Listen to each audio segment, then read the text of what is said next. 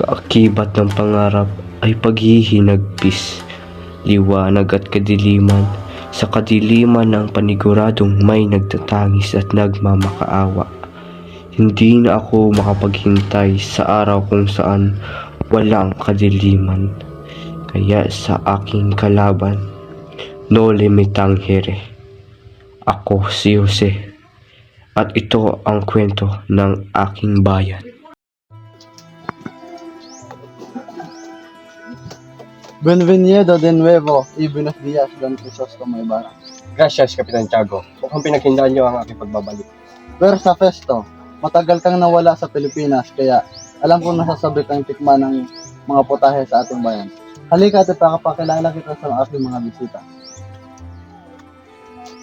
Mga Ginoo, ipinakikilala ko sa inyo ang anak ng nasira kong kaibigan. Ang anak ni Don Rafael, si Don Crisostomo Ibarra. Siya si Isabel, ang nag-iisang kapatid. Siya naman si Don Tiburcio, isang doktor.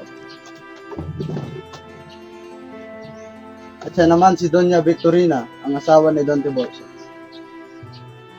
Siya si Padre Damaso, ang kura paroko ng San Diego. Siya naman si Senyor Guevara, ang tenyente ng Guardia Civil. Halina kayo, Tiago. Paupuin mo na ang mga bisita dahil maghahanda na. Buenos noches, mga amigos. Mas matalik na kaibigan ng aking ama, Padre Damaso. Ikaw na pala ang anak ng nasirang kapatid ni Don Rafael Ibarra. Nais ko lamang italam sa iyo na hindi ko alam na naging makalit ang pagbuling mo. Ito naman ang pag-aaral mo sa Europa, Don Crisostomo. Mabuti naman po, Kapitan. Hindi lang siyensya ang natutunan ko doon, kundi ang pamumuhay ng mga tao roon. Likas pa rin mangmang ang mga Hudyo kahit sila'y nag-aaral pa. Nais mo bang mapabilang sa kanila? Alis na po, Kapitan. Maraming salamat sa inyong pag-anyaya. Huwag ka munang lumisan, Crisostomo, dahil darating na si Maria Clara. Pasensya na po, kasi marami pa akong gagawin.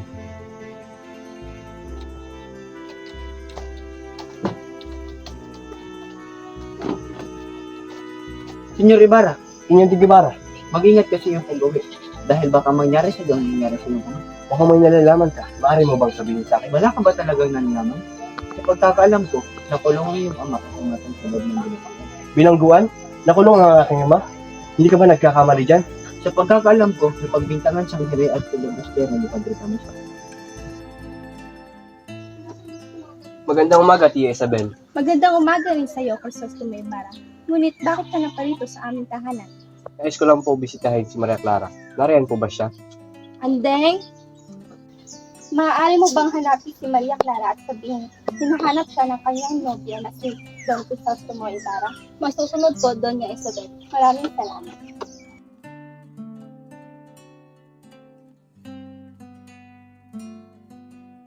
Binibini?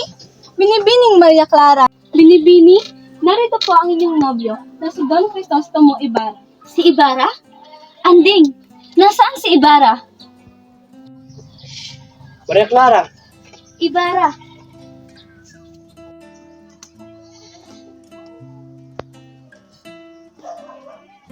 akala ako'y iyo mo na kinalimutan. Marami pa namang ibang babae doon sa Europa. Kailanman hindi kita ipagpabalik, Maria Clara. Kaya mo ako'y sabik na rin sa ating pag-isang dibdib, Maria Clara. Mahal kita hanggang sa aking huling hininga. Ginoo, magandang umaga, Ginoo. Magandang umaga din sa iyo, Ginoo. Anong may paglilingkod gusto mo? Maaari ko bang malaman kung may napansin ko yung puntod na may malaking krus? Malaking krus? Noong nakarang araw na ako nakita ng kaibigan na may malaking krus. Ngunit, inutusan kami ng kura para kung na hindi matutusan niya kung wala mga ito. Sino ba nag-utos sa inyo yun? Ngunit sa kasamang palad, na-aksidente nahulog namin ang gabi na mama sa ilog. Kadahilan ng napakalakas ng ulan sa araw na yun. Isang kabaliwan ang inyong ginawa. Mahal na Cora, tanggapin niyo po ang aming munting handog para sa ating simbahan. Sa amin. Naway pagpalain sana nga ng Panginoon. Naway pagpatuloy niyo pa ang pag-aalis sa ating simbahan. Maasahan niyo po kami riyan, Padre Salve. Sa katunayan nga po, ay puspusan po ang aming ginagawang paghahanda para sa darating na piyesta ng aming bayan.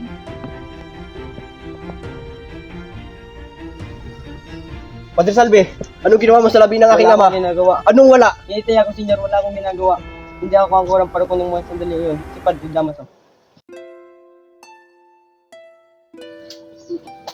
Nay! Nay! Basilio! Anong nangyari sa'yo? Si Crispin, nasaan ang kapatid mo? Si Crispin po, Nay. Naiwan po siya sa kumbento. Hayaan mo, bukas na bukas, papakausapan ko ang kura na pakawalan na ang iyong kapatid. Kaso po, napagbintangan siyang magnanakaw, Inay. Likas na lang sa mga Indio ang maliligot ng kawal. Nasaan ang dalawang unsa?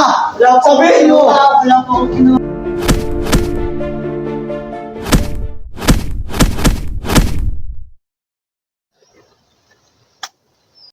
Para saan ang iyong mga daladala, Ginang? Para po ito sa kura. Nais ko lamang po siya makausap sapagkat ang aking anak ay hindi pa nakikita simula kahapon. Ikaw ang ina ng magnanakaw? Si Crispin na nagnakaw na nagawa pang tumakas at lumisan. Samantalang na may nadinig ko na papunta na ang mga Guardia Civil sa inyong tahanan. Guardia Civil?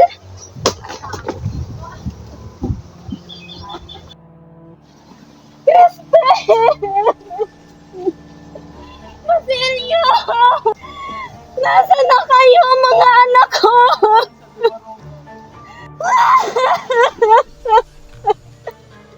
Nasaan na kayo? Anak ko, mga anak ko! Nasaan na kayo? Crispin! Basilio! Nandito na ang nanay!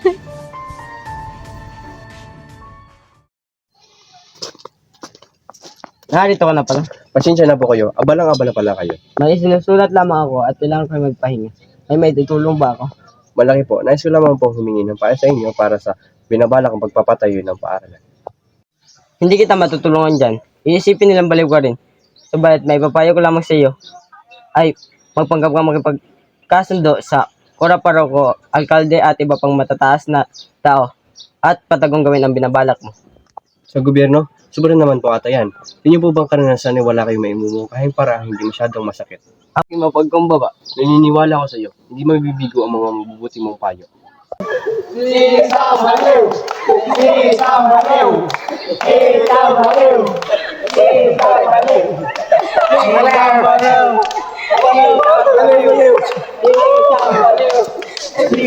At tayo ay anak ng Panginoon, narapat lamang na magmahalan at hindi dapat natin ginugulo ang ating kapwa-tao at mamamayan, lalo't higit sa lahat. Hindi natin pinapanigan ang kumakalaban dito sa simbahan. Hindi ko na kaya pa matagalan ang kainitan ng simbahang ito.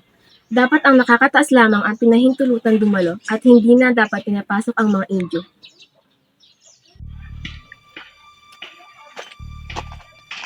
Mag-ingat ka doon, Crisostomo Ibarra, sa paglagay mo ng unang bato sa pinapatayo mong paaralan. Ako'y may kinalamang may kasi ng patayin ka.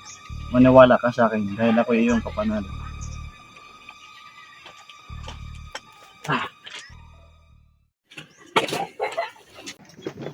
Magandang umaga po, Padre Damaso.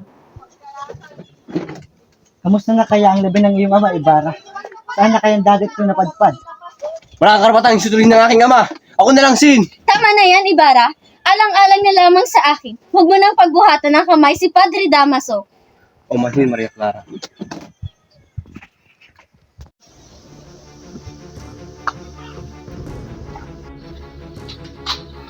Ikaw ba si Crisostomo Ibarra? Maaari ka bang anyayahan na sumama sa amin? Bakit? Ano ang aking ginawa? Ikaw ang tinatawag na nagsimulan ng pag-alsa ng mga Guardia Civil. Wala akong kinalaman dyan, senyor. Wala akong kinalaman! Bitawan niyo ako!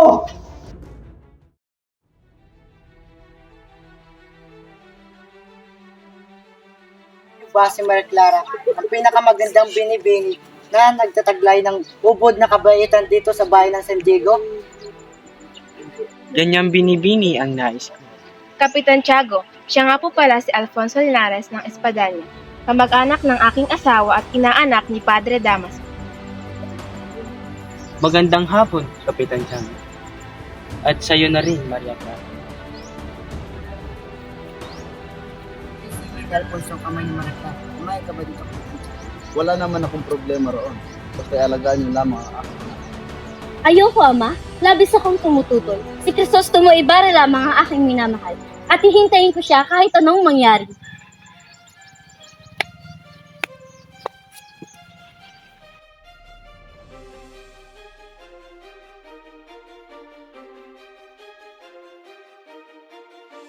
Talaga ni Don Rafael.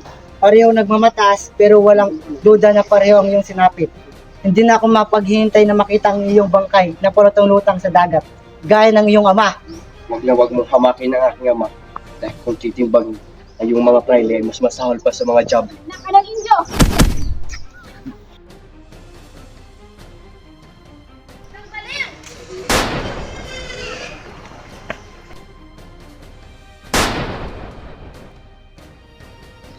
Don Crisostomo Ibarra! Don Crisostomo Ibarra, gumising ka!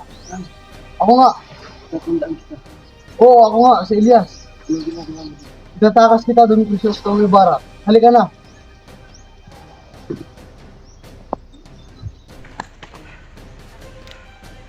Kuya Indio!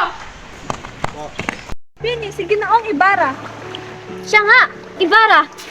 Paano ka nakatakas? Tinungan ako ni Liz na makatakas. Kamusta ka, mahal ko? Ayaw kong ipakasal kay Alfonso. Ngunit napilit si Ama.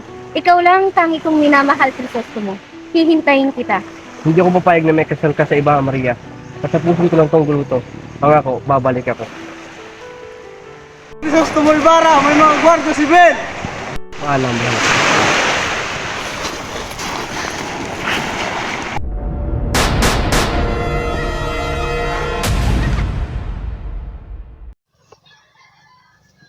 Bini-bini, may dapat kang malaman.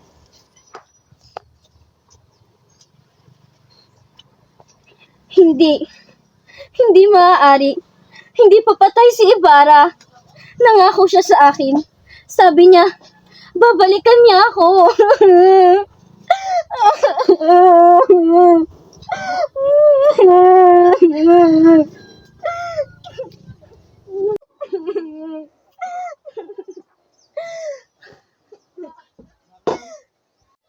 Nais ko sanang hilingin sa inyo na sirain sa akin ang pangakong pagpapakasal. Ngunit bakit? Patay na ang taong ninanais ng puso kong pakasalan. Wala na akong ibang pakakasalan kung hindi siya. Mabuti na lamang na sumunod ako sa kanya kung pipilitin niyo pa akong ipakasal sa iba. O di kaya naman ay papasok na lamang ako sa kumbento. Pumanin aking anak, hindi ko kaya mawalay ka sa piling ko. Ang nais ko lamang ay ang makakabuti sa iyo. Kaya ang mas pipiliin ko na lamang ay magsilbi ka sa kumbento. Inang bayan, matatanaw din natin ang liwanag. Makakamay din natin ang kalayaan, sapagkat hindi pa ito ang katapusan. Pagkus ito'y simula pa lang. Adios.